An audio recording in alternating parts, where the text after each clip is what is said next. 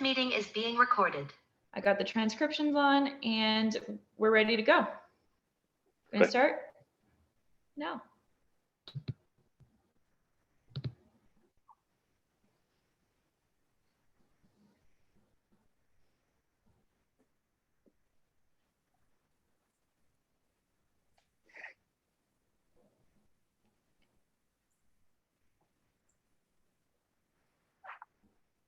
Hi, everyone.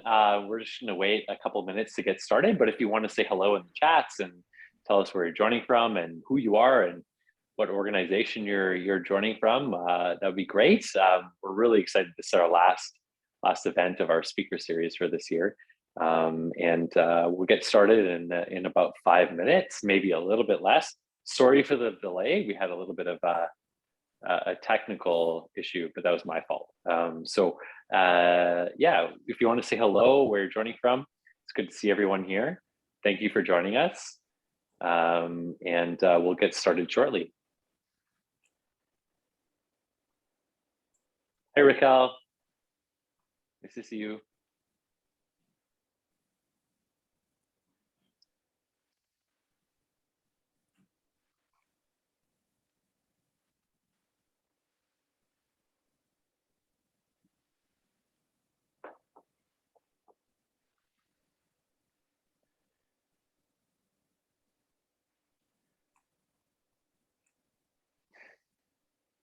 Hi, Simone. Hi, Laura.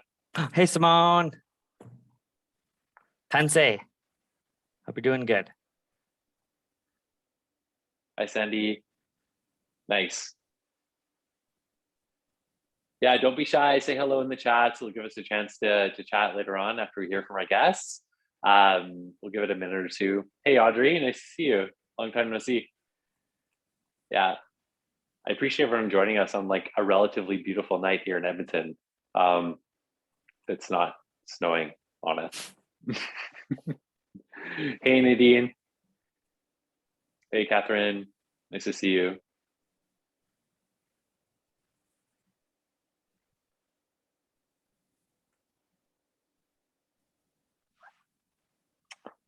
Awesome.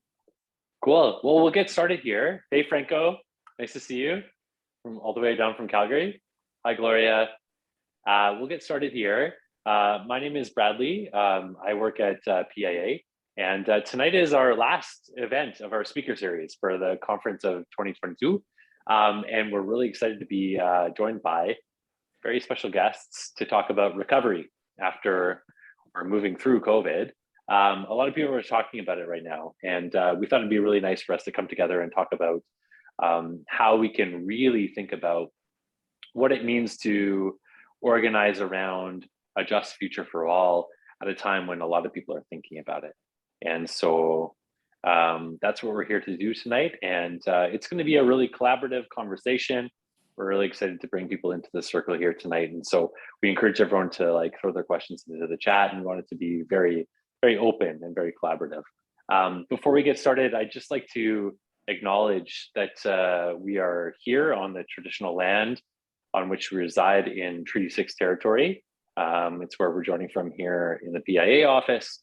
And we'd like to thank and recognize the diverse Indigenous peoples whose ancestors and footsteps have marked these lands for many, many generations, such as the Niheo, Cree, Dene, Anishinaabe, Saulteaux, Nakota, Iska, Nakota Sioux, Nesitape, and Blackfoot peoples. And specifically, this is the ancestral land of the Papaschase First Nation as well.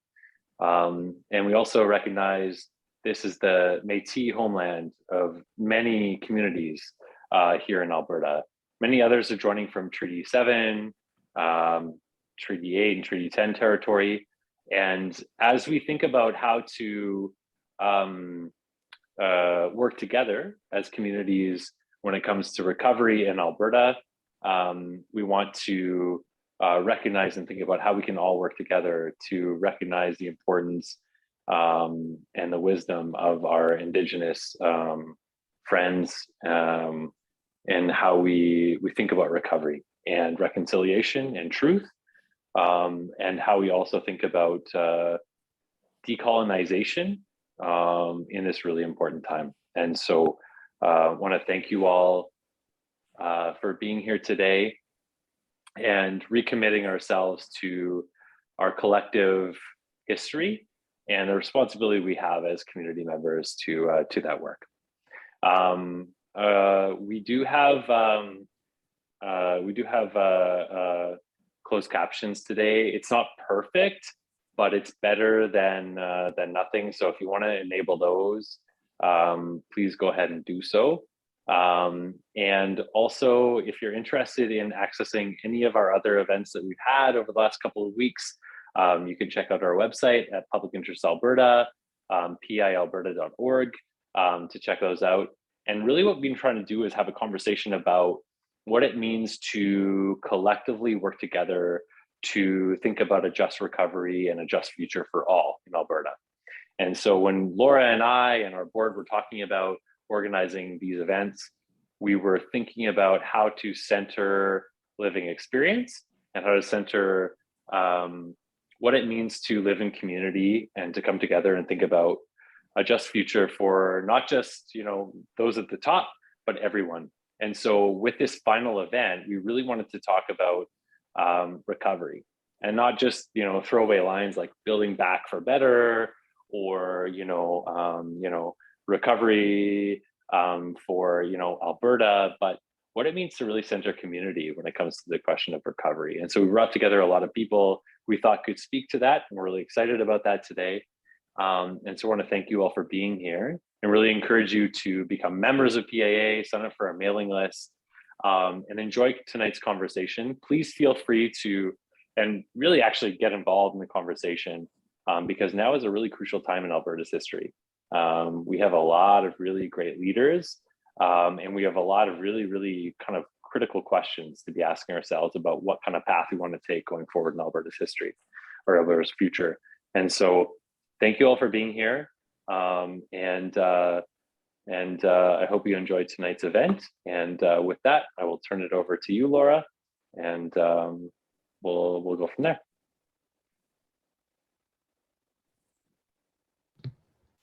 Awesome. So my name is Laura Cruz. I am the director of organizing here at Public Interest Alberta. And when I was beginning to prepare for this session, I thought it would be appropriate to kind of begin with a bit of a story about myself and where I'm coming from. So I was in grade 7 social studies when I first heard the word capitalism. And it was defined in my textbook as an economic system in which talented people succeed. And on hearing that, I was like, great. I'm at the top of my class and I'm the best singer in my school. So basically I'm set. I didn't come from a union family. We didn't talk about politics or picket lines. My parents had well-paying managerial jobs. They owned our house. We went on a few trips a year. And we were told that we could do anything if we set our minds to it. So after going to a public arts high school, I started post-secondary studying opera and singing. And I just turned 18. I was out of my parents' house for the first time, and I was so excited to start my adult life. And this was in the fall of 2007. You know what else happened in the fall of 2007? The global economy collapsed. And I remember those days and being in my tiny dorm room on my very first laptop, and I was Googling names and terms and phrases that I had never heard before, like subprime mortgage, Fannie Mae, Freddie Mac, too big to fail, and learning what a pension fund was and how it could be decimated in an instant. And those long, late nights on my laptop taught me something that would change the course of my life. I learned that despite my privileged upbringing, I didn't live in a system where talented people succeed. I lived in a system that depended on exploitation and rich men's games of speculation. I saw clearly that my life would be dominated by the market, not by achieving my dreams. I saw that even if you busted your ass for your whole life, did everything right, scrimped and saved, That could all be gone in an instant. And I saw that the wealthy, shareholders, and CEOs could do everything right and still make out like bandits. A few years later, in 2011, during the start of the Obama administration, the Occupy movement emerged as a response to the inertia and lack of change after the financial crash. And this was the first time I had heard income inequality discussed in the way that it was. We are the 99%. And I learned about the 1%, the global financial elite whose existence hinges on keeping the rest of us down. This to me felt like a turning point. For the first time, my growing interest in the economy and economic justice and politics were translated into something tangible, something where I could physically go somewhere and talk to people, march with them, sing with them. And it moved me away from the theoretical into the real, where I could stand shoulder to shoulder with other people who felt the same way that I did. And this is where I felt my first real moment of solidarity. Here's a few things that I learned in 2011 in the Occupy encampments. In 2011, there were 391 parts per million of carbon dioxide in the atmosphere. In 2011, wages had been stagnant for about 32 years. And in 2011, the percentage of Canada's GDP spending on social programs, a key piece of eradicating inequality, had been flat for 20 years. It seems kind of naive now, and maybe a little bit more than a bit egotistical, but I feel like truly at my core in those moments, I believed that now that the Occupy movement had made these things common knowledge, that things were going to be different. I believed that we were in this one great moment that would change the course of history, sort of like my generation's civil rights movement. And I believed that I personally would be a part of it. And of course, a few months later, I experienced the first of what would become many organizing heartbreaks. The camps got torn down, the media cycle moved on, and the market kept on speculating, and the rich got richer. So here we are, 11 years later. In 2022, there are 419 parts per million of carbon dioxide in the atmosphere, which is a 7.2% increase. In 2022, wages have now been stagnant for 43 years. And in 2022, Canada's social spending has been relatively flat for 31 years and ranks amongst the lowest in industrialized nations, lower even than the United States and England, the birthplace of the neoliberal order of austerity and trickle-down economics. This reality, these decades of stagnation and inaction and cuts to public services have meant that we have been so woefully unprepared for a system shock like the COVID-19 pandemic. It meant that the gaping holes in the social safety net that had already failed so many for decades and never even functioned for some communities, those gaps became apparent to everyone. It's hardly a new observation to say that the pandemic didn't cause the rampant inequality that we are seeing, but rather unmasked and deepened it. And deepened is an understatement. According to Oxfam International, since the start of 2020, the world's 10 richest men alone more than doubled their fortunes from 70 billion to 1.5 trillion. And just to put that into perspective, in the last 2 years alone, these 10 men alone have seen their fortunes increase at a rate of $15,000 per second or $1.3 billion a day. This is the biggest surge in billionaire wealth since records began. And where does this wealth come from? Simply put, it comes from exploited workers and it comes from exploited land. In that same 2-year period, globally, 160 million more people have been pushed into poverty. I think in the decade since my very first protest, I've come to terms, as do many, young privileged activists, in the fact that my life is going to be a little bit smaller and a little bit more ordinary than I had envisioned then. That rather than being part of this one big moment, this very glamorous kind of moment of revolution, that to make the lifelong commitment to equity involves being only one person in a network of people contributing to millions and millions of teeny tiny moments, talking to neighbors, filling out spreadsheets, cooking food, canvassing, just boring grunt work. And that maybe, hopefully, these millions of tiny moments will form together so that the next generation, it will seem like it was one great moment. And I think that's why we're here today.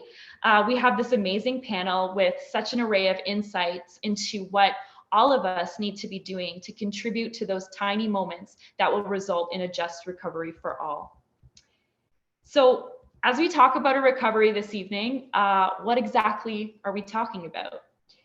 Recovery is not oil hitting $100 a barrel again, or people going back to work with a wage that doesn't afford basic necessities. Half of Alberta right now are only $200 away from not being able to afford their bills. Recovery isn't the supply chain moving again so that we get faster deliveries from Amazon. It is not enough to return to how it was before the pandemic, because the pandemic is just the latest contraction in an economy that was already crushing people and the planet. We need a just recovery that puts an end to climate change denialism and inaction. We need a recovery that eradicates inequality through investment in social services, education, healthcare, and income supports. We need an end to the hoarding of wealth, and we need a massive wealth tax. And we need a recovery that ends the exploitation of the global South and Indigenous people here and all over the world, and an end to racism and imperialist brutality. Unprecedented times call for unprecedented solutions.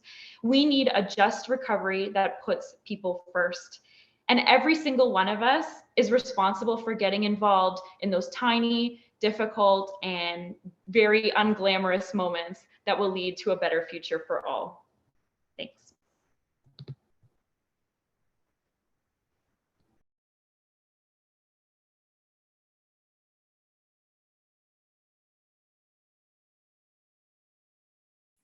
Wow. Well, thanks so much, Laura. I think I speak on behalf of everyone. Amazing work and amazing speech. Thanks so much for your work and bringing us to what we think is the right, proper kind of framing we need to have for this discussion. I think in many ways, what you've said inspires me to think about the moments especially when you say those little moments that add up. And I think about those moments in my life and how they all look if they were put together. I haven't actually even thought of that at all ever in my life. And so thanks so much for sharing that. I do want to turn to a really unique part of what you said related to how we understand injustice in this environment. And I mean environment in the sense, not just the situation of our global planet and the threats of climate change, but our environment in the sense of how we're relating to one another, how me and you and neighbors, friends, family, how we interact with one another. I think what the pandemic has shown us is that distance, even if we're maybe 1 block away, 2 blocks away, or maybe even just your next door neighbor, can truly feel far, especially when we're threatened by something so scary, something so unseen as the pandemic, but also as climate change. Well, I think there's lessons learned within the pandemic that we can learn to tackle climate and the things in particular that we failed on. And we teach kids this all the time. I grew up on a community called the Fishing Lake Métis Settlement before I moved to Edmonton, Griesba. And what I discovered in that experience, especially coming and transitioning from both, growing up in an Indigenous community, a reserve, a Métis settlement, was there's commercially and materially poverty there's no businesses, there's no private enterprise.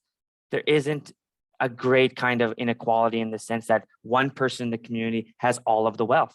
What I experienced was actually quite the opposite, that this kind of poverty was being experienced commonly in the community I grew up in. But what I found about this common experience was many people, my neighbors, my uncles, my aunts, my kuko, my musha, my cousins, all of them, we found moments of happiness, and there were plenty of them. But where we found most of that happiness was spending time with one another, sharing the resources we had, and stewarding the things we inherited. Very simple things that as a child you come to value so much, because the principles you learn in that environment, just like a dandelion puts down its roots, it propagates. Once it has a foothold, it propagates. And that's what we need to do in our movements. That's what we need to do and inspire that kind of change in order to inspire that kind of reality for many folks. What we're facing today, especially from what we learned in the pandemic, was that our social services, our social safety net is just not up to bat. It's not going to be able to sustain the kind of emergency that our planet, that our communities, that even our economy can sustain. If we continue down this path, let's say we throw in the towel and capitalism runs rampant and the capitalists get exactly what they want, we are just only accelerating the fact that those very, very powerful oligarchs are going to meet their own ends, like the snake eating its tail. So we know that that's going to be their motive. So how do we exploit that motive in some ways is one big opportunity to think about. Two, how do we ensure that we use our democratic force to limit their influence and limit their ability to generate public wealth? And I mean that's explicitly public wealth, because I mean that in the sense that our land is our wealth. It isn't owned by any one company. But what we've come to accustom is that companies, as a matter of fact, have ownership and derive a majority of their wealth from our public interest of that ownership. In a Métis settlement, you also learn things like the connection between community, how one relates, poverty, resource distribution, but also collective impact of damages. When oil companies first came to my community, I remember it was late 1990s. There were already some wells built in my community. I watched how they went door to door to door, prospectors asking farmers, asking folks if they would be okay if they looked at their land. Not before they told them the story, though, of how the potential of discovering something would bring them out of poverty and they could get out of that community. That was the most shocking part. They knew that poverty existed where they were exploiting resource. They knew that there wasn't material wealth, and they would offer the chance to leave one's own community and that level of poverty in order to get to what they wanted. So we need to have a giant reframing, a social reframing on how we think about one another and our value. And I think it extends to our environment. Indigenous people today are on the forefront of protection of our environment. They're on the forefront of the protection of our planet. And as a matter of fact, Indigenous people today protect a majority of existing natural sites that will, as a matter of fact, save all of us. This includes ocean, this includes the boreal forest, this includes massive carbon sequestration natural sites.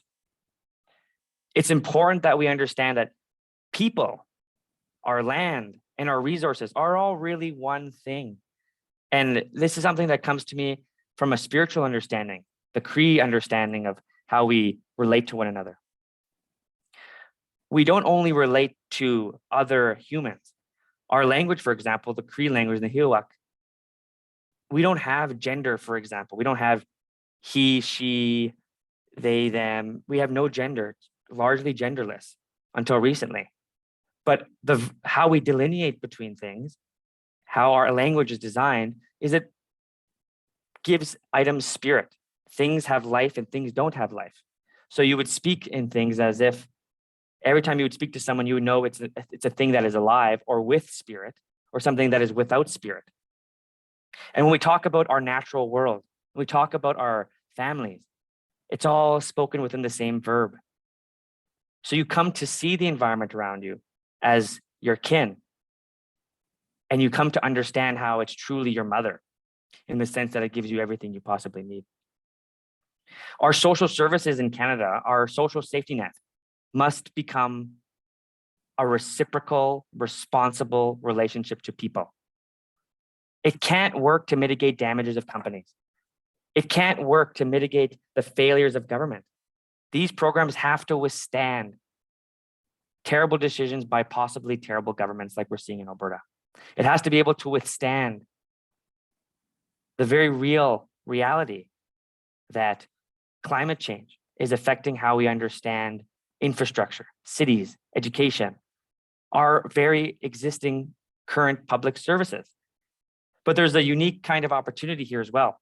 And this is what I mean by the dandelion propagating. It's the dandelion, if you think about it, is a tough, and pretty resilient little plant. And our people, the Cree, actually used to value the dandelion immensely. I'm not sure how many of you folks knew this, but it was one of the top traded goods by Indigenous people during the fur trade was dandelions. But it's because the dandelions aren't native to North America. And the color yellow is a relationship to the sun, which is in a relationship to how we pray. That's how it became valuable. So when we understand value in society, when we understand value of our public services, we also have to understand that when we take a critical analysis of how our public services are working today, it may not mean that's how they're going to work while we experience climate change, which means we actually need to make our systems more adaptable. All of our public systems have to be able to function in a holistic way, one that is responsible, connected, but also holistic.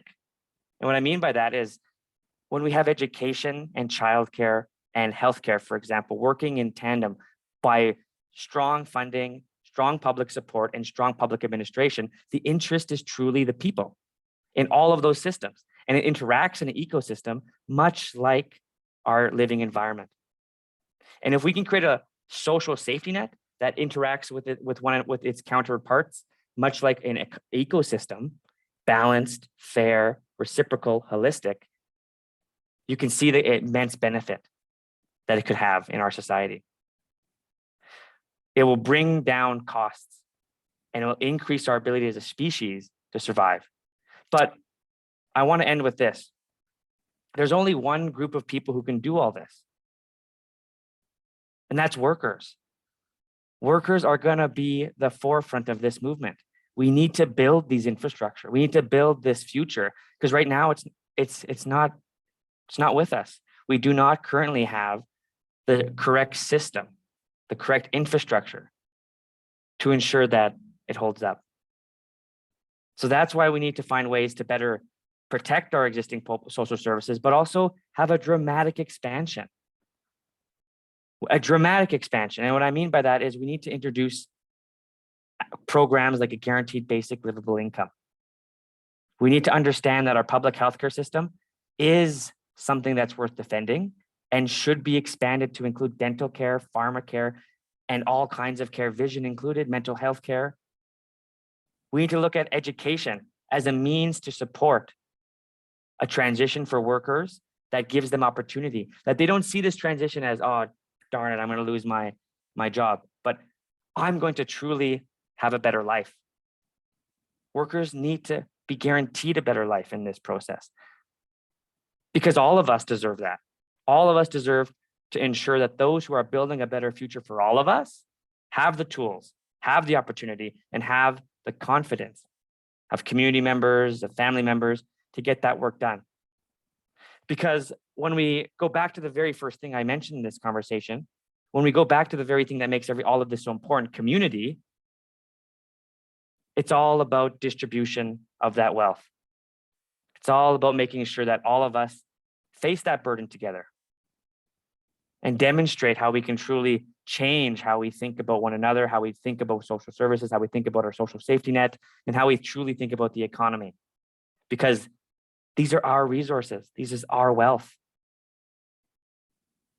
And right now, the people who've been protecting and guarding that wealth for so long, thousands of years, are now at the brink and need help. right in our own backyards, right here in Canada. Canada has a role to play. We're a country that has some of the largest international and domestic investment in resource development. We as Canadians, we as Albertans, we as Edmontonians have some of the greatest responsibility to our global neighbors.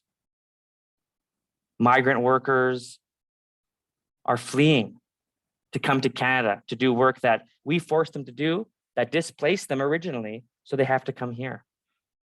We're also facing a labor crisis in Canada, one where we have a tremendous amount of jobs, but not enough labor. We have a system where wealth inequality is completely unjust, where the oligarchs of Canada have made the largest profit margins they ever have.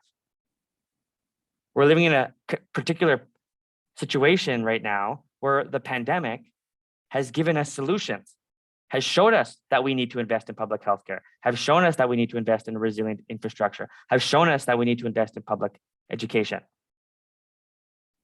Because this, in many ways, will be the infrastructure we need. How we respond to the pandemic will be the infrastructure we need to respond to climate change.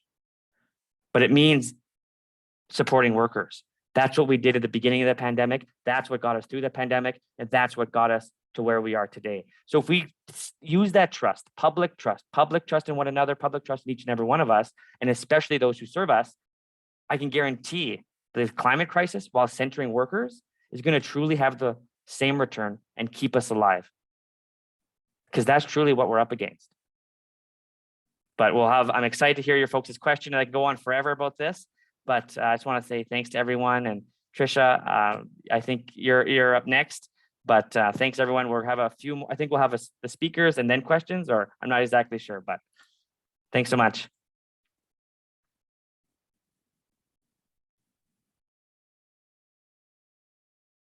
Oh, I was muted. I said, hi, Blake. Thank you. You're a tough act to follow, but I'm excited to go next because some of the points you were touching on really speak to me as a strong advocate of public education. For those of you who don't know me, my name is Trish Estabrooks, and I'm really proud to serve as a school board trustee and currently chair of the Edmonton Public School Board. And I just want to say thanks to PIA for stretching out what traditionally has been a tight little conference into a month-long event, and really honored to be here with Blake and Mustafa here today. So, I look at this through the lens of public education. And so when I think of this idea of a just recovery and the enormous opportunities that I think we collectively have as a society, I think to me it means, and these are two really simple points, but I think to me it means that, first of all, students have a future to look forward to, with jobs, with clean environment, with a strong healthcare system, a strong education system to support them and their families, free from racism and discrimination.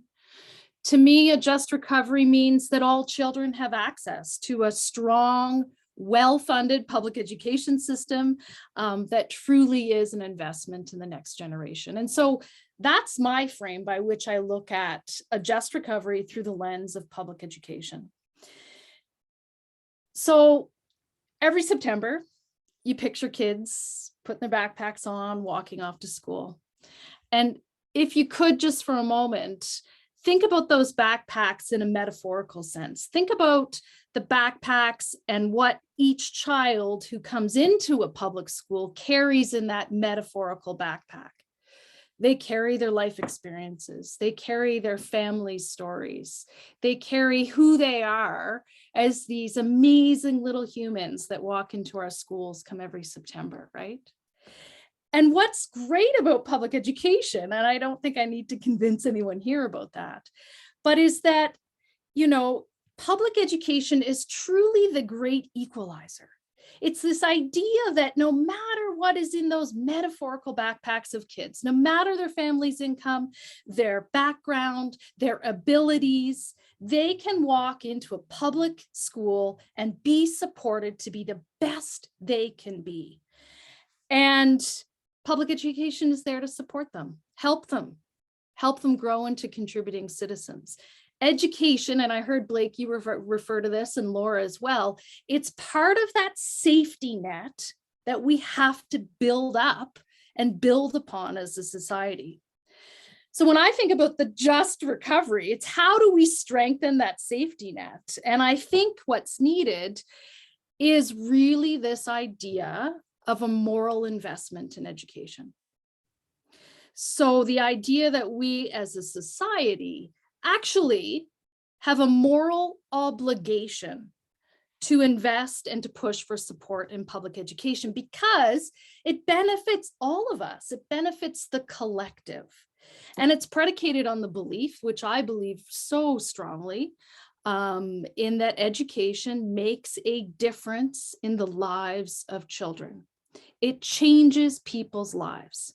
And I can't think of a single thing that's worth more investment than supporting kids and supporting their life journey towards education. And so I think part of building that idea of a just recovery lies in finding ways to people to understand and get behind this idea of that moral investment in education so that they can see the value, whether directly or indirectly, of that investment, and the idea of how important a strong public education system is in a democratic society. Basically, it's convincing, the 70% of people who currently don't have kids in the public education system or who don't have kids at all to care and to give a damn about public education. And I see that actually as one of the roles of a school board trustee.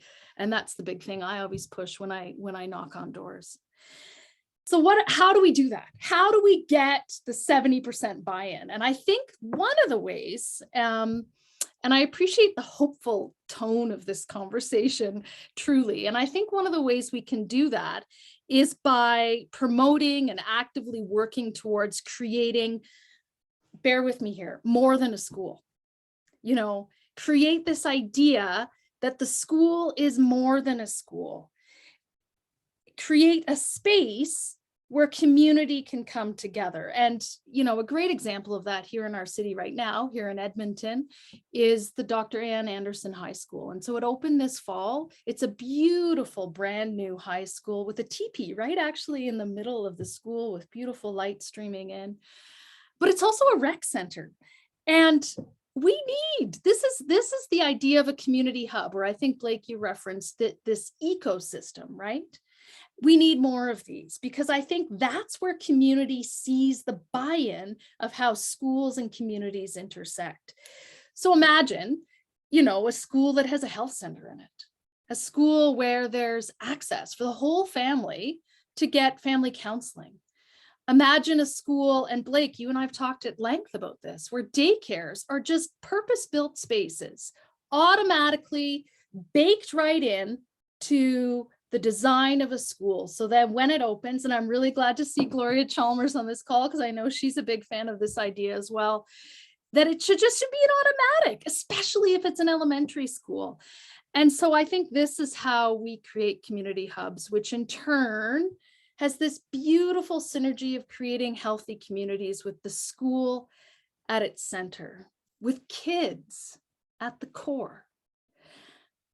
And I'd also say, there's all sorts of ripple effects of thinking about schools as communities this way. All of a sudden, we start to see smaller smaller carbon footprints as well. We start to look at schools as community resources that we truly invest in. That again, that 70% can see themselves there. I would say that, and we have, there's about 100 schools that do have daycares already within them, within Edmonton Public. But like I said, I think we can do better in terms of creating that community hub. I would say, though, that idea of a community hub is happening organically in some of our schools. And it's happening, interestingly enough, with the relationships that I see happening between school and community. And so I want to share a really quick story about a group of seniors who pre-pandemic would come into an Edmonton public school, and they'd come in and they'd teach mini lessons on bread making, or they'd read a book, or just pop in to share a story about their life.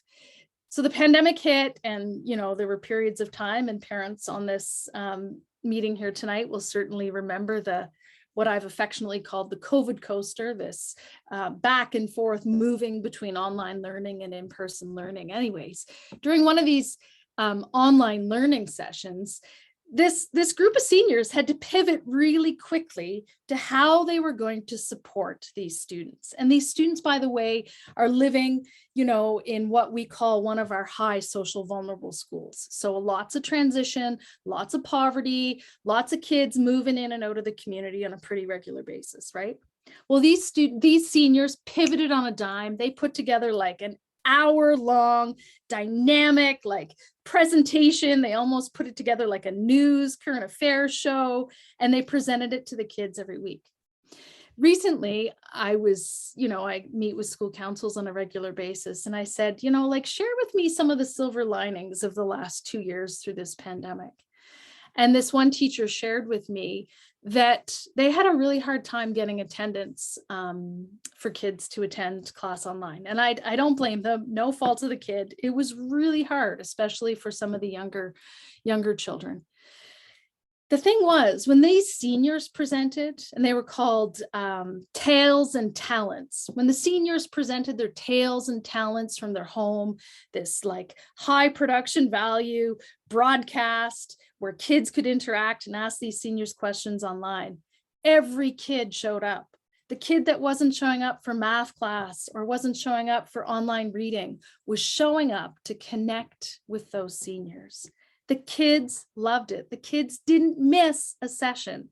And so to me, that's again that power of intergenerational relationships. The idea that community has the answers. Community can help us guide us through these tough periods of transition. Community can help us figure out new ways of doing things. And so the thought I guess I want to leave you with is that, and this is another silver lining, is I think that if there's one positive thing from an education perspective from this pandemic, it is that I believe we have a much greater appreciation of the importance of public education and our role in it. I mean, if you didn't appreciate a teacher before and you're a parent, you sure as heck do now, because I think you've had a small glimpse into what it takes.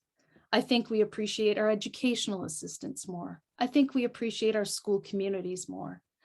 And so I hope we can find ways to build on that momentum where we can all see ourselves in what a strong public education system looks like. And so I think the way we keep up this momentum is we properly fund, adequately fund, make a true investment in public education, not these cycles of stagnation that we're seeing from this current provincial government.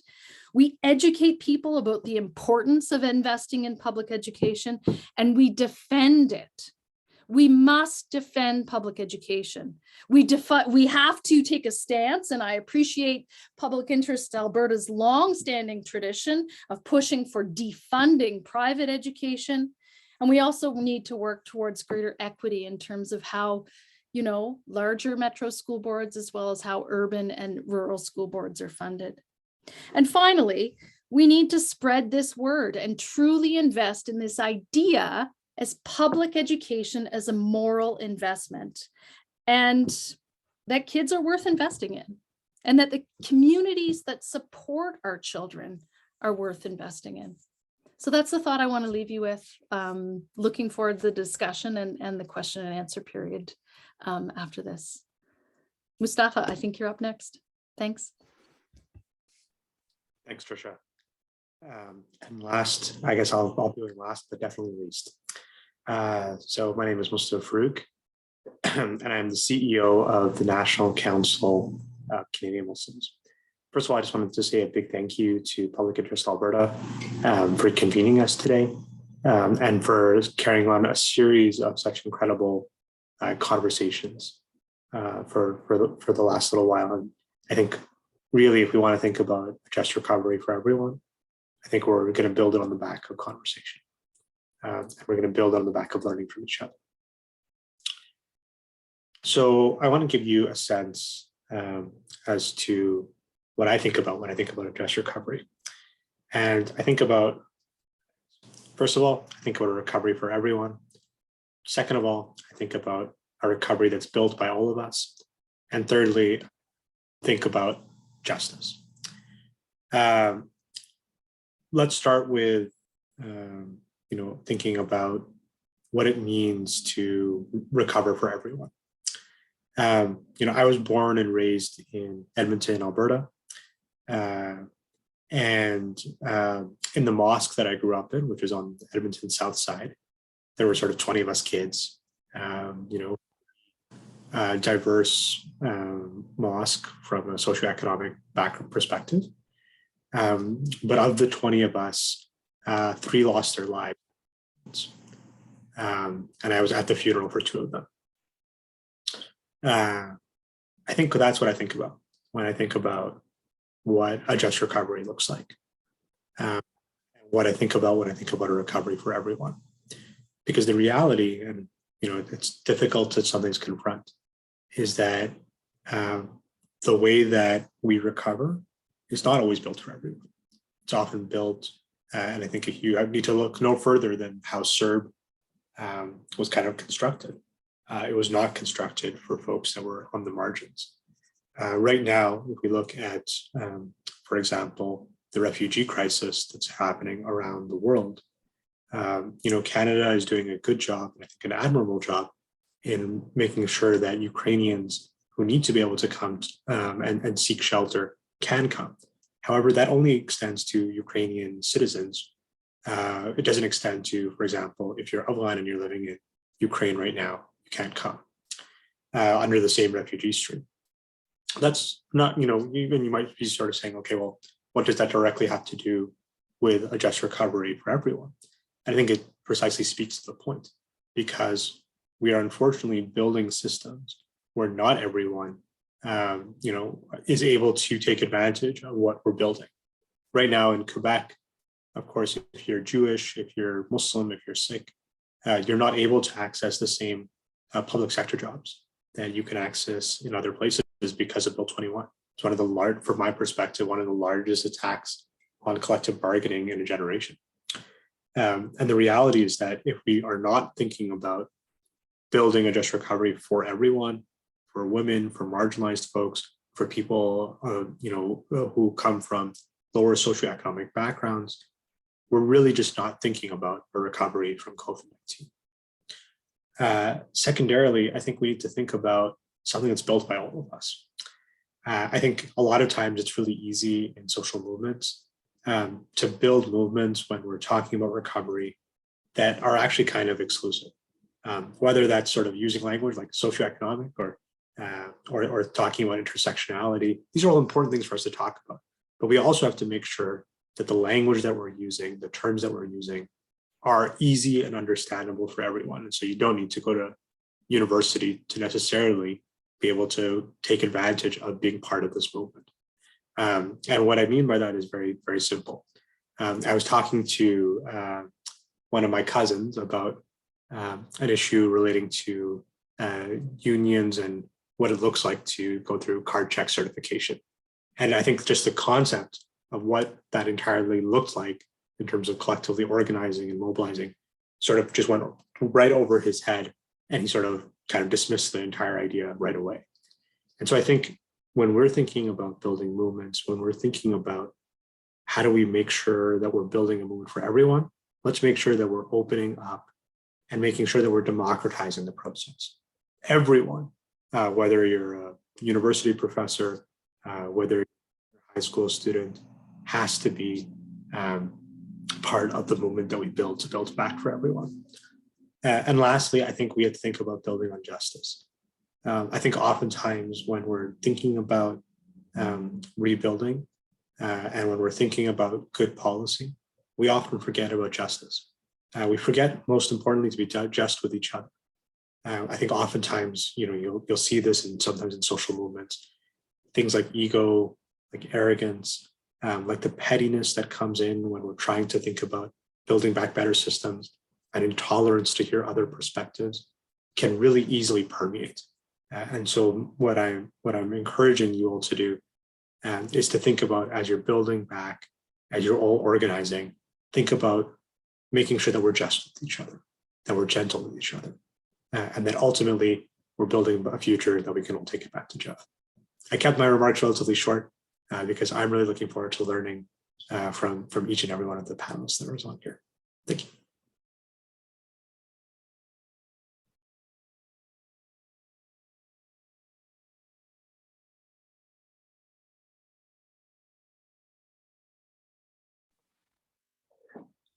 Thank you very much, everyone, for your remarks. That was fantastic. I'm going to just open up with a question for all of our panelists.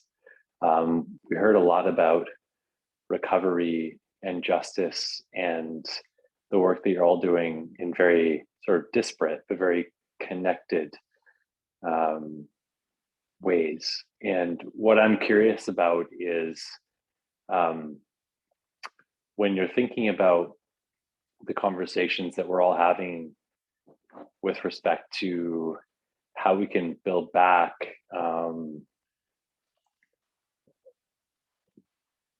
better, and what that really means in our communities, what we can do to, I guess, enliven the conversation about recovery and working together.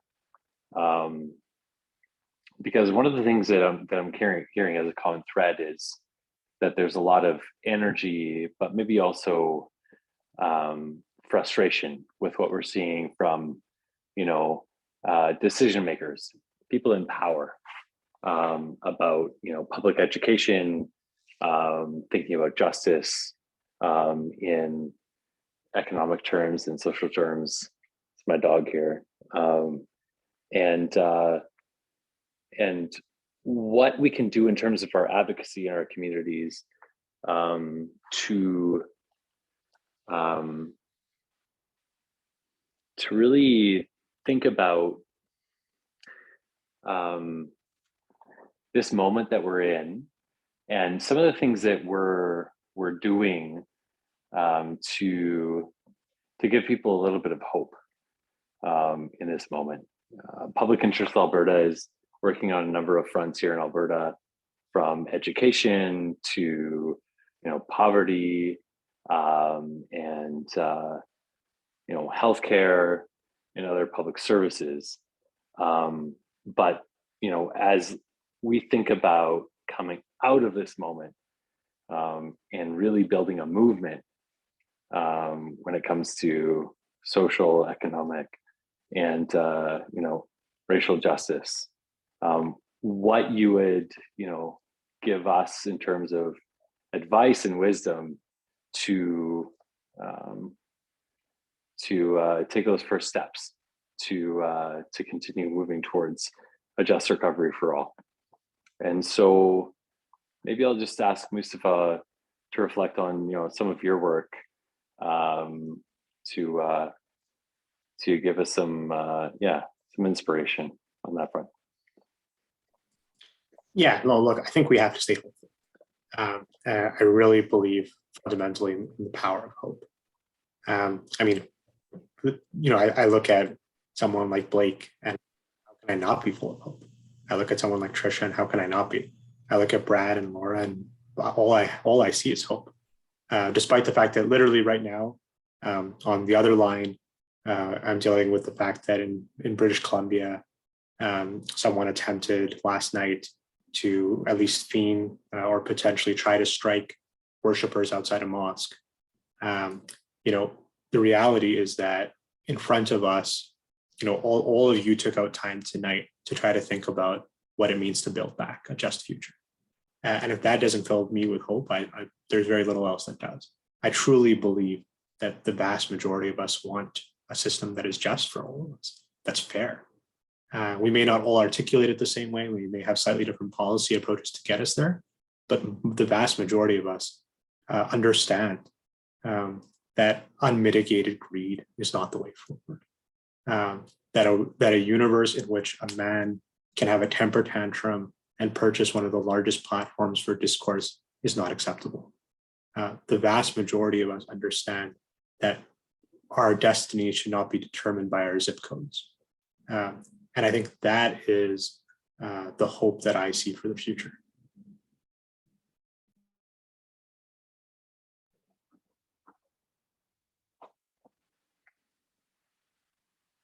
Thanks, Mustafa. If anyone has questions in the Q&A, we'll definitely take those as well. Let me just see here.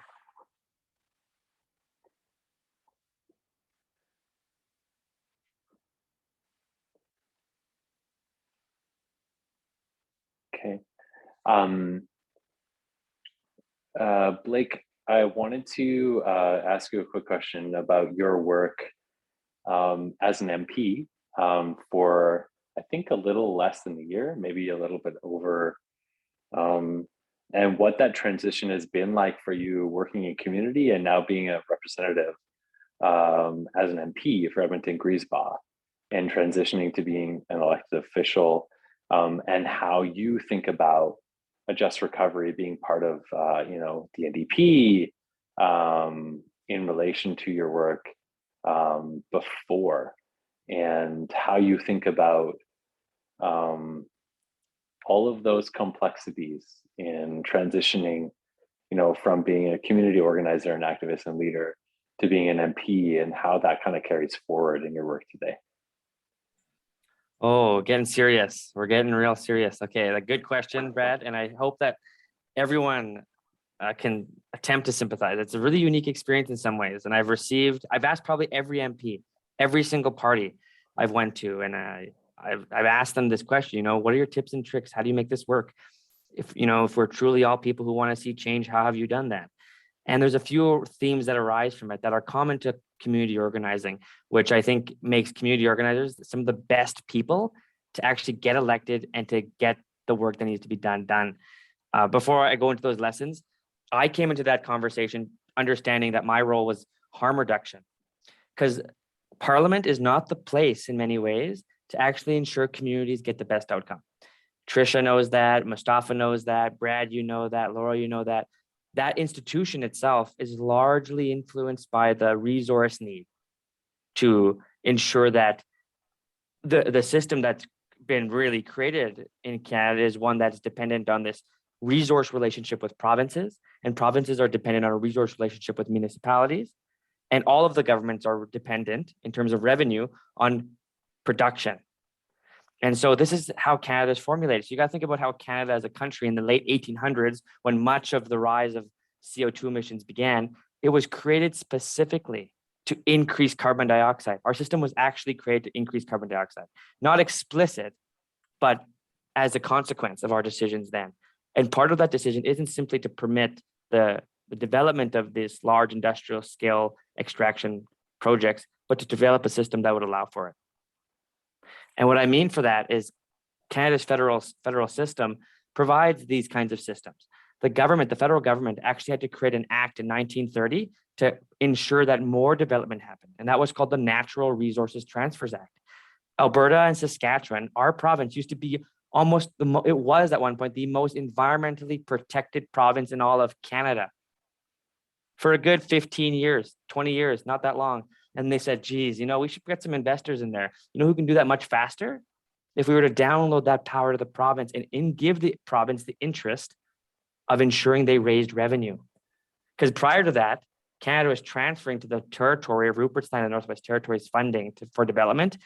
And so it's this starvation economy that Canada had created, which says, if you want something, food, water, in the province's case, the development of urban centers, you need to develop yourself. And so the less of two evils starts to happen. Well, we start to think, well, maybe we can open, a couple coal mines here, a couple coal mines here, and then it just carries on. And so the system allowed for that.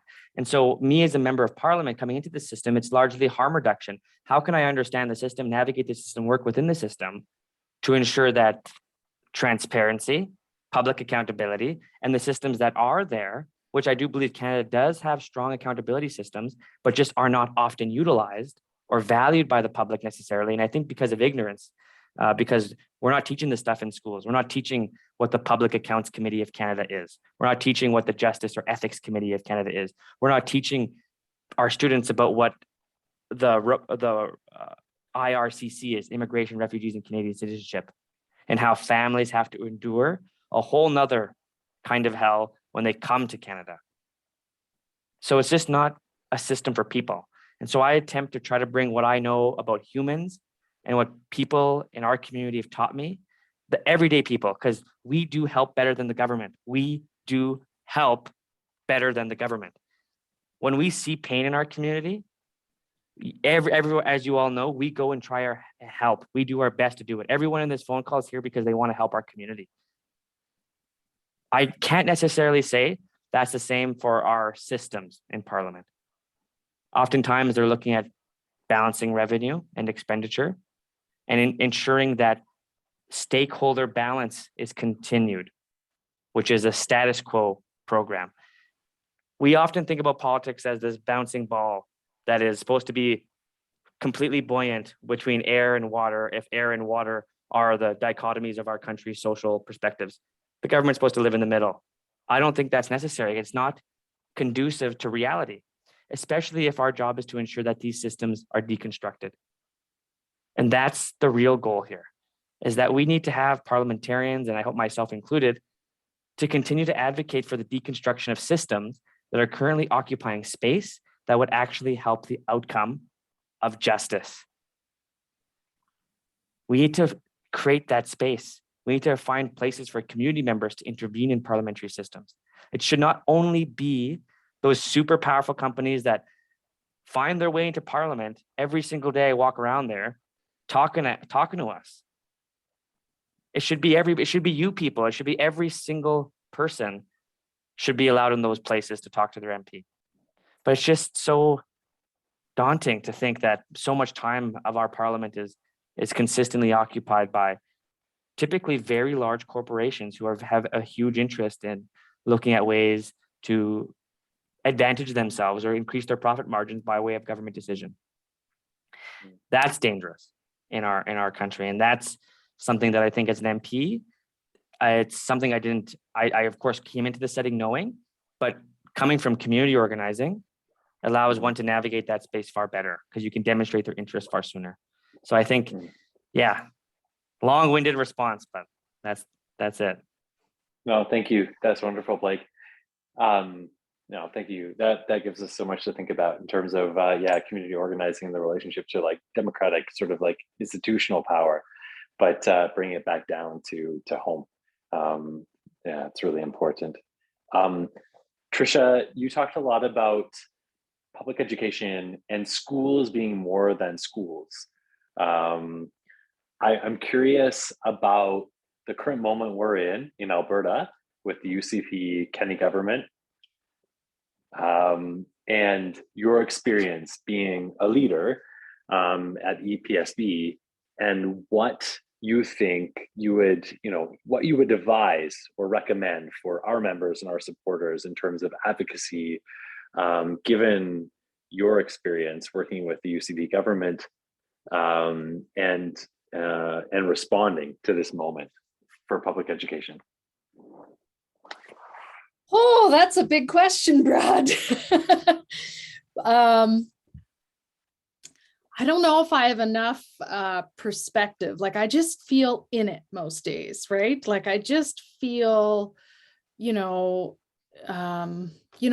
when you run for a position of public office, and Blake, you know this well, you run because you care, you run because you want to represent people, you run because you believe in something, you believe in the vision, right? And so that's why I ran, and I came to the table with an open mind that perhaps we would see, this government, although we may not agree, that at least we would find a common ground to form some sort of collaborative relationship, right? Where we can listen, share ideas, right? And Unfortunately, through this pandemic, it's been a struggle, right? There's been many instances where school boards have had decisions made and told this is how things will be, which is not conducive to a collaborative relationship. And so I often feel frustrated, and I feel fortunate that there's organizations like PIA and many other education advocates and, school boards across this province, in fact, who I believe are in solidarity in terms of opposing the disastrous curriculum, in terms of opposing cuts to public education, and really standing up to what I see as a trajectory towards eroding public education.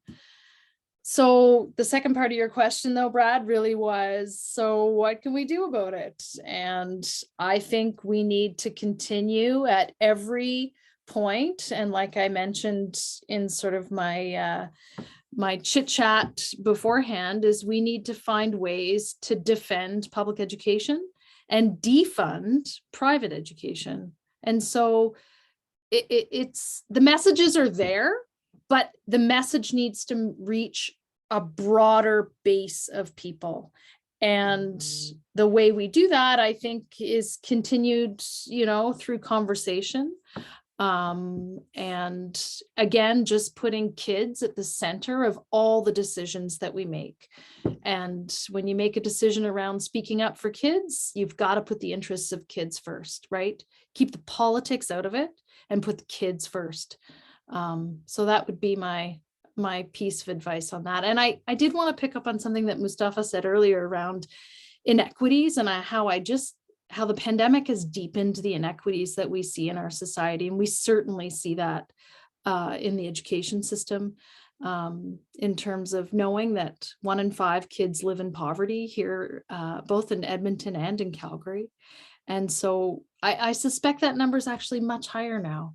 And we think about, Black, Indigenous kids of color, knowing that the pandemic has affected them and their families in a much deeper way than others. And so, how do we address some of those inequities, I think, will be one of the challenges going forward as well. Thanks, Brad. Thanks, Tricia. If you all have questions, I'd encourage you to put them into the Q&A. We'll get to those for sure, just so I don't miss them. I also wanted to ask Laura, we're hearing a lot about, this sort of theme of like uneven recovery and our definitions of justice. And Mustafa talked about exclusivity when we think about recovery, and that our definitions of recovery don't necessarily, or probably definitely, exclude different communities. And when we think about organizing through PIA or other organizations or institutions, what that calls us to think about and to do when it comes to maybe doing things differently for our communities in really kind of like challenging ways. And I'm curious, Laura, if you could talk a little bit about the kind of work that you've been doing and we've been doing with respect to, intersectional work in really deep ways, and how we can think about that within our communities of organizing. I think that's you're just getting the biggest questions to everyone right now. I think that, that's something that is really powerful, that stuck with me a lot from the days in Occupy, that, I try to carry with me to this day, is that,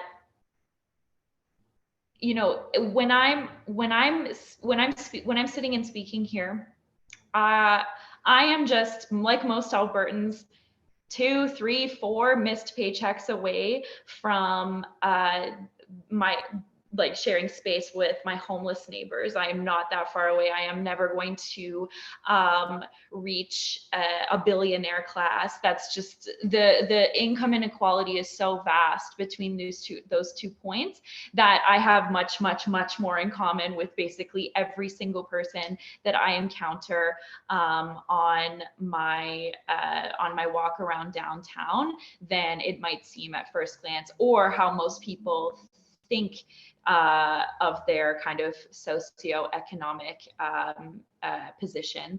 So I think that what's important to remember is that at the end of the day, if we are speaking to people's material concerns, that basically cuts through the differences that we face. And yes, like Trisha was saying, like Blake was talking about, and Mustafa was talking about, the unevenness of the pandemic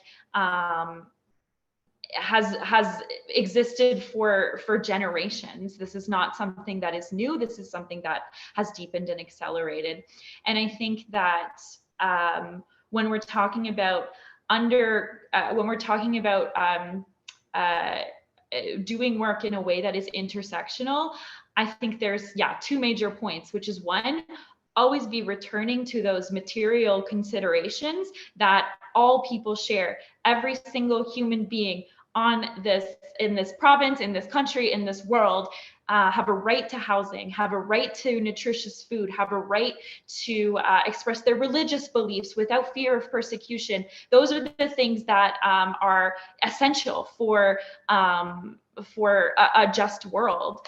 And I think that secondly, it is about, as a community organizer, my interest is not to be the center of a discussion. It is not to be, speaking on these kind of panels, even though I really enjoy it.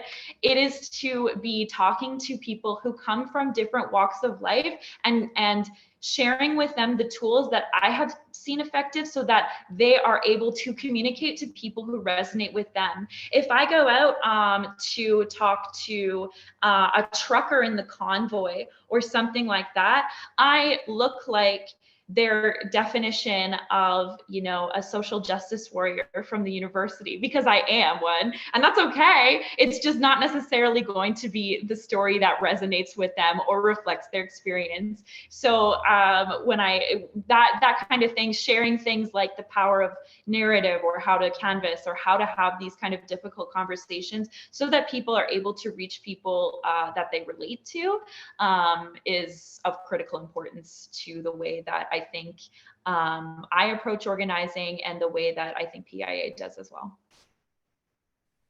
Thanks, Laura. I'm just going to check to see if we have any questions. Oh, wow. Yeah, okay. A provincial election will be called between now and May or June of 2023.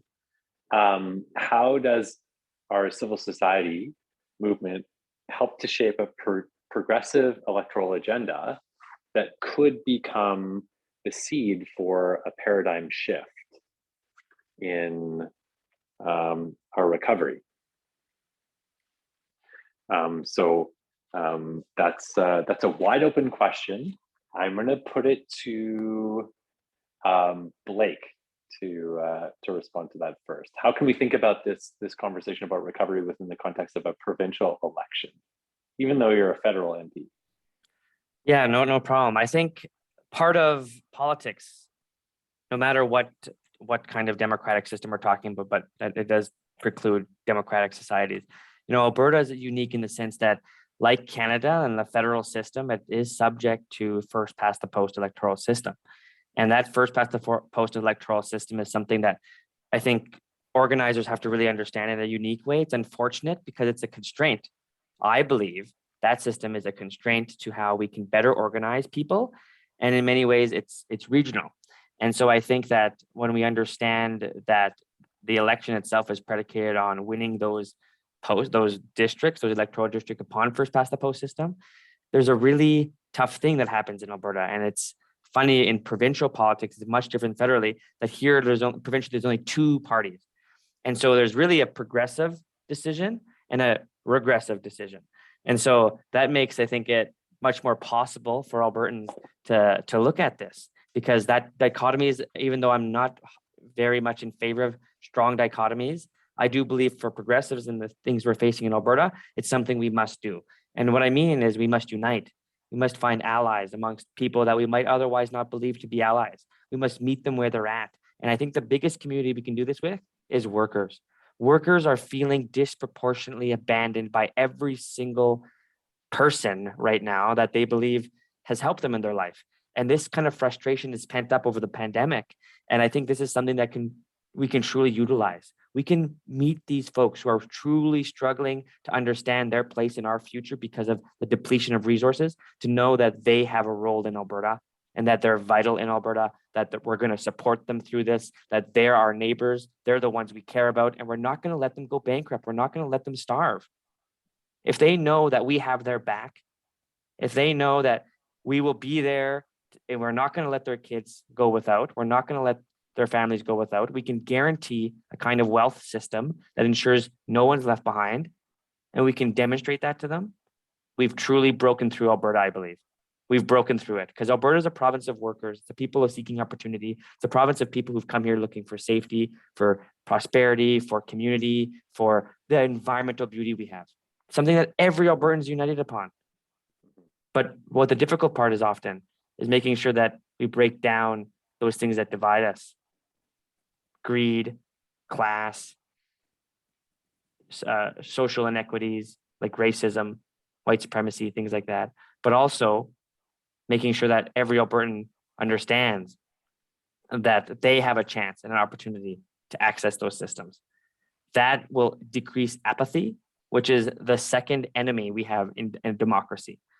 Our first enemy is disunity in so many ways. And I can go on forever about how that destroys democracies. Hyper division, hyper partisanship can hurt communities. That there is a place for all persons in our system. We have to make sure that everyone believes that, because it's true, but people aren't feeling that way. I certainly didn't feel that way for a very long time. It was people in our community that brought me in. I wasn't at the center of this whole operation. It was community members, people we all know in this circle, people, everyday people we know, were able to take down a very powerful and very coercive party that was hurting and I think abusing what a representative should be. And the community said no, but they did it by love. They did it with a strong ethic of care. I know that. Donna's here, she would know that. And they did it by building community and people. So it's possible, so long as we bring people in. And we have to be sure to always do that. We can't reject anyone in a political system or even a neighborhood. We may be dramatically different, dramatically to one another, but we have to know that there are things that unite us. There are things that do that. So a couple things. If you want to get involved in a very, very loving and caring community and go door knocking for the first time, please go to Edmonton Griesbach federally. That's all we do. That's all they do. They door knock all the time. And that's a really good framing of why people get involved in politics and would stay involved in like partisan politics. For those of us who are not involved in partisan politics today, I'm curious, like Mustafa, Trisha, like what are the stakes of the provincial context today with respect to the UCP government and Jason Kenney when it comes to public education, Islamophobia, anti-racism? What kinds of things are you hearing and seeing from community and from your colleagues in terms of the challenges in working with this government? Maybe I'll go to you, Trisha, and then to Mustafa. Yeah, just quickly, the stakes are huge. And, I was going to chime in and say apathy is a huge piece of this. And what's encouraging is that I am seeing apathy fade away and action come to the forefront. So there's momentum in terms of supporting that. I think, to that initial question, and I think to the question that you're asking right now too, Brad, the way in which we shape a progressive electoral agenda is the same way that you think about creating a just recovery. It's the same thinking in my mind. It's the same, what Mustafa was talking about. It's through, I loved how you put it, it's on the backs of conversation. It's on people connecting with people, right? It's that grassroots conversation, caring conversations, getting people engaged, getting people learning, getting people talking to each other. And there's a real appetite for that right now. We're coming out from under this heaviness of this pandemic, and there is this slow move towards coming out of our shelves and reconnecting and reimagining this whole conversation, right? And so I think we're at a really critical time, but I have hope that these paths are connecting in a way that I think is going to benefit many more people. I like the question, if I could really quickly, on electoral reform. Blake sort of dove into it. The other piece to that is term limits. Blake, I love you, but there's got to be term limits. Get in, get out, do your business, and then make space for someone else, right? And so I think that needs to be applied at all levels of government, city council, school board trustees, everywhere. Thanks.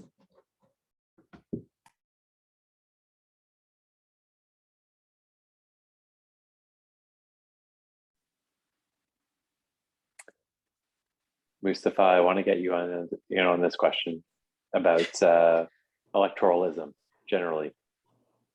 Yeah, this is a complicated one, and I have some slightly divergent thoughts. So first, I'll speak very briefly to the question of electoral reform. I think the uncomfortable truth, like there's no bigger person who would love to see PR than me. But the uncomfortable truth is that we would probably have a number of right-wing, Islamophobic, pretty racist MPs in the House that we don't see right now. We may not like to confront that reality, but it's just the truth. Right now, the PPC, for example, polls anywhere between 3% to 8%, depending on the day. I don't want to see a world in which 8% of the seats, not that necessarily, obviously, I know the system doesn't necessarily have to work like that, but I don't want to see a world in which those folks have even more volume. And so I think we just have to be really critical and careful when we're thinking about what works, notwithstanding the fact that certain people have broken their promises about electoral reform time and time again. So, I mean, this whole kind of a intellectual pipe dream in a certain respect, but I don't think it's a complete pipe dream. We just have to think carefully and consciously. What I'll say in terms of the stakes are two things. Number one is that we all know the stakes.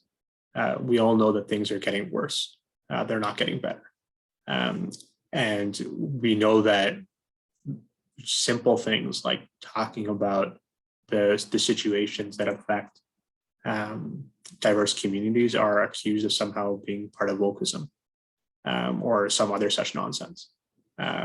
We need to see, from my perspective, everyone take much stronger positions and much stronger policies. What I will say is, since I'm speaking to a room full of people that I care about, and I know many of you on this call, is that I think we also need to do more to make sure that as we go into this next election, that we're encouraging everyone, whether they're conservatives or progressives, to really think consciously about rebuilding with justice. I mean, we all know that sometimes our progressive movements have danced with, for example, the yellow vests. We know about this and how this happened in Alberta. We know about how, for example, we missed opportunities to do things like challenge carding in ways that were necessary and important. And I think when we're thinking about rebuilding with policy first and justice first, we have to be able to say, yes, there's much at stake. Yes, we must do more together. But yes, we must do it with justice as our primary focus and our primary focal point. Not to say that the dynamics of pulling together vast pieces are not easy and they're not enviable. But at the same time, we do have to stay committed to what it means to think about really building for everyone.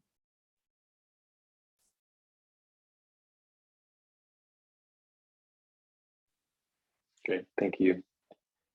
The question here for Blake as an MP around how we engage with community and awarding contracts. So we all, obviously we understand that government partners with nonprofits and other organizations to provide services, but is it possible to modify those requirements for those organizations receiving contracts to help with equity? For example, requiring any contract recipient to provide their employee with extended health benefits, retirement plans or pensions, and a certain pay level. So like minimal requirements for partnering with NGOs when it comes to contracts. Thanks, Brad. And I'm not sure who asked that question. I missed it, but thank you for that question. I do think that there's two pieces to this discussion. There is procurement. So procurement of government sourced contracts related to the operations or will of Procurement Canada, which could be, for example, the procurement in order to get the vaccines. For example, that was the largest procurement we've had was related to PPE and vaccines. It was the largest federal procurement we've had in forever was that process. But so many questions are there as to how that process went, particularly for domestic versus international PPE, even just American PPE. That's still a conversation that's being investigated. And I happen to be on the committee that is investigating the procurement.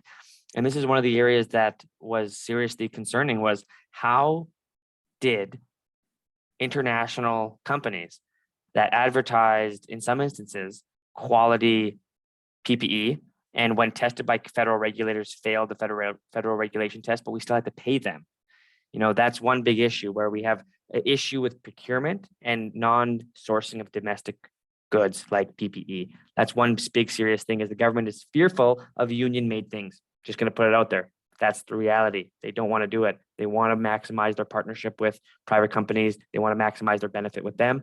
And that's how it's done in one area. So I do believe for procurement purposes for government source contracts, that there must be a requirement to ensure that domestic union-made products are in fact the preference. And then if we must, we can outsource that product.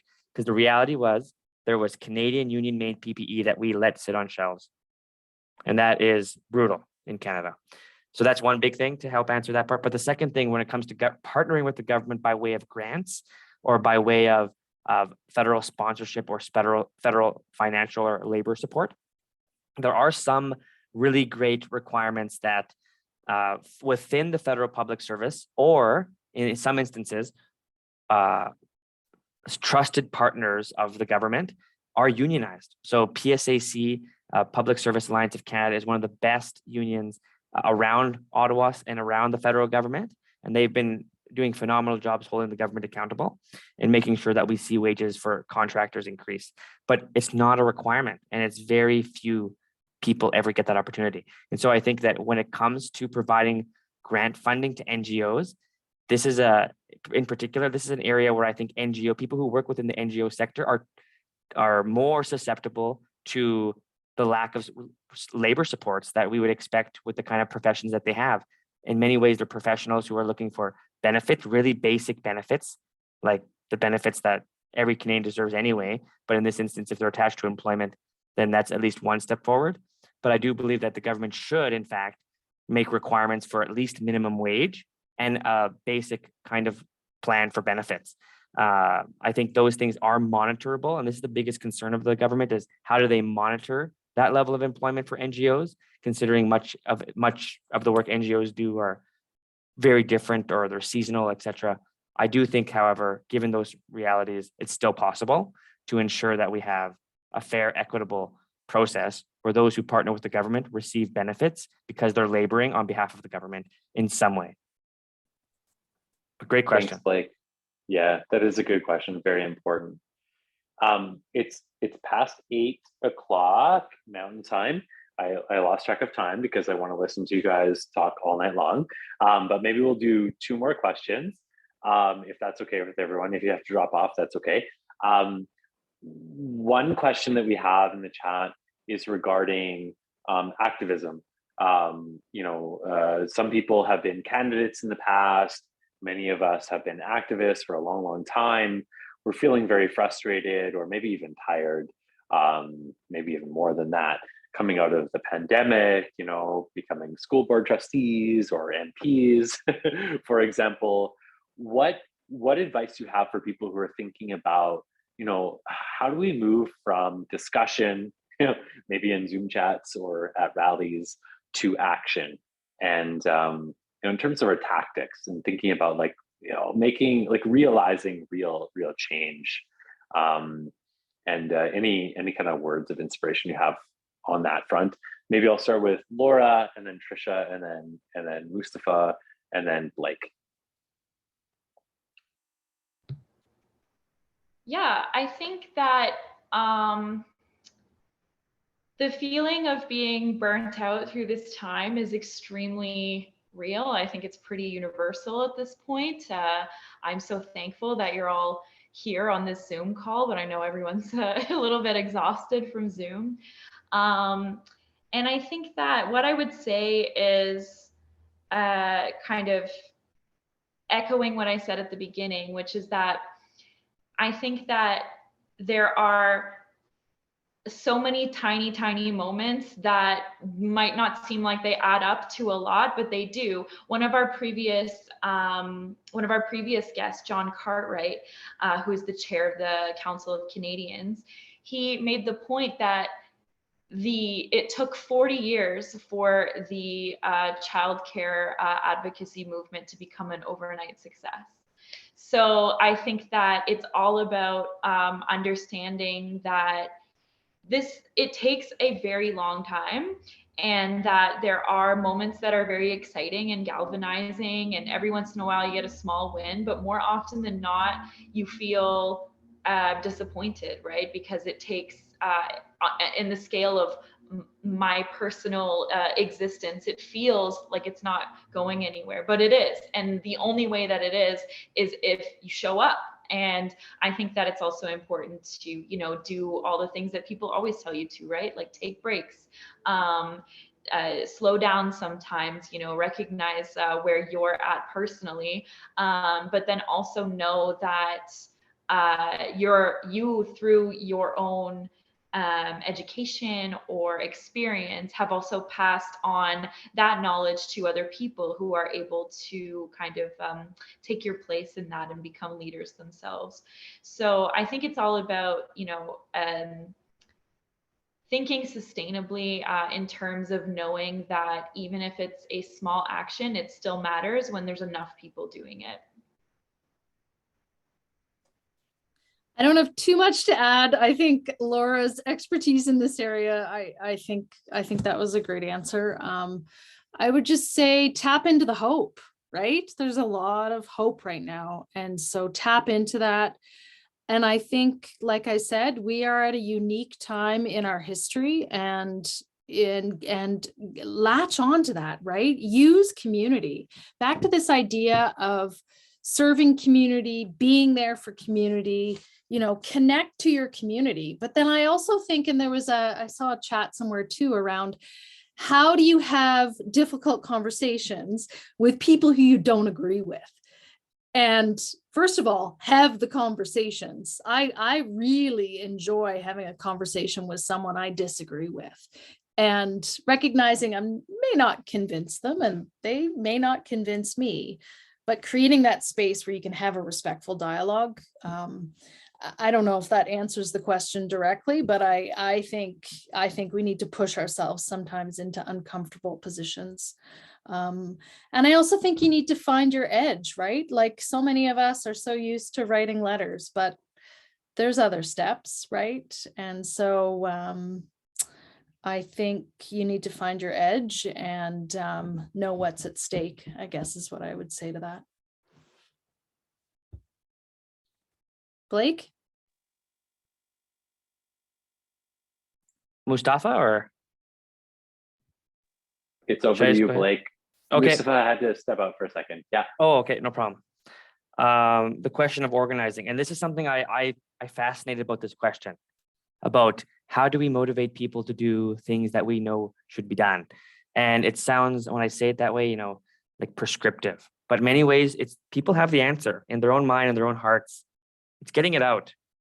You know, it's everyone is either very hopeful, like Trisha said, or everyone's very angry because things are expensive. They can't afford to live. The rent's just too damn high. Can't buy a house. Our country's never been in a place where it is so volatile and so much of that system has so much rejection of the current generation. And I think there's a couple things there. I think there's innovation that is just on the horizon here. If we just keep pushing and pushing and pushing a little bit, there's a very strong innovative solution just around the corner for how we organize. And I think it has to do with how our community embraces other modes of jurisdiction. We often think that the democratic government can, in fact, have the power to make the changes we want to see. But in a world that is unjust, we don't go to politicians for those answers. We go to the courts for those answers. And I believe the courts are underutilized, under-tapped resource in Canada. They are the only body that has the true power to have argument of cause and argument of reason prevail over partisanship. And I say that as a partisan, you know, that is a body that can force change. And in many ways, unfortunately, it is slow often, but it is critical to how things change eventually. And let me give you an example. Everyone thought when the Indian Act came in, that was it. No one is going to be able to challenge that thing. Impossible. Indigenous people, we took every avenue we possibly could to look at how our liberation, what we thought was impossible, a liberation movement in an empire like Canada, is possible. Just a few 100,000 people. And we're talking, we have many more people that are united than that today on the cause of a just transition and just recovery than we did Indigenous people having the skills and resources to do what they needed to do in a system that was foreign to them. So I do believe people have the power here. And what we found in that experience was we've supported leaders, we supported activists, we supported families that challenged that narrative, and they didn't always have the answer, but they got to the place they needed to because the community kept providing what was the resource they needed to get there. And the courts became a historical vehicle for us. We were able to do so much by way of enforcing their own laws against them. And Canada is a country, our province and our municipalities, even our school boards are places where jurisdictional gaps and enforceable law can exist. And this is something that I think is a whole new area that in activism that we often don't think about. As the legal system becomes more accessible to us, as education increases, it should become a better tool for us. And I think that the court systems have the power to help do these things. For example, if we can pass a law, if politicians get the power to pass a law to ensure that, for example, Linda Duncan, her environmental bill of rights passes, imagine the effective law the courts would have to protect our environment. It would be immense and it would be overnight if we had those two systems working in tandem. But they're hard to get to. And so we have to find ways to increase people's knowledge of these systems. And that's why I think Public Interest Alberta does a great job, like doing this stuff. This is more of what we need. And we need many, many, many more of them. I know I put everything on Brad and be like, you got to do everything, Brad. But every one of us can do this in our homes, with our families. And Trisha hit the nail on the head when she said, you have to talk to people who don't think like us, who don't think necessarily that the means are things we agree on. So long as you can get to a position where you agree on the ends, that is good enough. Other people could help with the means, but try to get them to agree with the ends. One, our planet, scientifically, morally, spiritually, is not suitable for this kind of abuse. Two, our economic system is disadvantaging people because we see it every single day outside our street, outside our windows. And lastly, our social safety net is the only thing that's going to equalize us. If we agree on those things with people who may otherwise think the means are different, at least one of those things, we have a pathway to uniting them and a pathway to creating change. And so I think it's a tough one, but it's possible. Those are my two big ones: illegal actions and making sure we organize in an effective way that looks at the opposite as actually our program of unity. Thanks, Blake. I just want to say, first of all, thank you all for being here with us this evening. I know that you have a lot of demands on your time, And we really, really appreciate you sharing your expertise, wisdom, and passion with us. And also everything that we're hearing about recovery really responds to the very deep moment we're in when it comes to crisis. I think a lot of people are feeling economic and social anxiety in a way that hasn't been felt for maybe their lifetime. As to Laura's point about, growing up in relative sort of privilege or not thinking about these types of things, and moving into positions of leadership and being called into action. And so my last question for everyone, based on what we've heard in the chats, in the Q&A, is like, if there was one thing that you could recommend people do, maybe not tonight because it's kind of late, but tomorrow or immediately as possible, what would you recommend people do in terms of like taking forward their advocacy and getting engaged to building back a recovery for everyone? Blake, and then Trisha, and then Laura. I'll try to be quick. I'd say recognize where you are where you are in life. Whether you might be someone who's powerful in the sense that you have a lot of commercial wealth, or maybe you have a lot of knowledge, or just understanding where your strengths are. Because not all of us are going to be able to contribute to this the same way, and that's okay. That's a good thing, as a matter of fact, because diversity, the way we do things, whatever you can contribute is going to help us. It's like passing the plate. Whatever you can put in is good, and you're part of this. And so whatever you can put in, you have to really look at yourself in a way to achieve those ends. What can I offer? And this is a question that's often asked in Indigenous communities, because in many ways people are going through poverty every single day and they don't know. And so the question that, sometimes the elders will ask, what can you offer? What can you offer the community? People with means, they'll say, I'll offer the whole community a whole cow. We'll have a whole cow. Seriously, we'll butcher a whole cow for everybody. Some people who have nothing will say, I can offer babysitting. I can offer that. Any way you can help our community to get by during this very difficult time of affordability crisis is help. Don't discount that. Don't discount that labor. That's critically important labor that you're filling, that our government and our system right now is not providing. But we still need to get it done. We still need to have the people and the resources to make sure that we have that level of communitarianism, because that's what's going to help us get through this, is making sure that we have a collective skin in the game. And that's what I mean, how important communities are. And I'll leave it at this. I can go on forever, but the way our cities are designed even are very non-conducive to community. It's just not. We all face different directions. We don't even face each other at dinner time. So many barriers are there. Let's break them down slowly by slowly. Let's change the way we interact with one another. Let's try to communicate more. Let's do community more and provide spaces like the one Public Interest Alberta has provided us today. But let's do that throughout this summer. Let's do that more and more, because we've lost some time, my friends, and we have a lot to catch up on, and we have a lot more to do. And so let's get back to that organizing. Let's get back to that togetherness, because we're going to be able to pass the plate. And I know every single one of you is going to be able to pitch in what you can. And that's enough. You don't have to write a letter. You don't have to sign a petition. You just have to show up.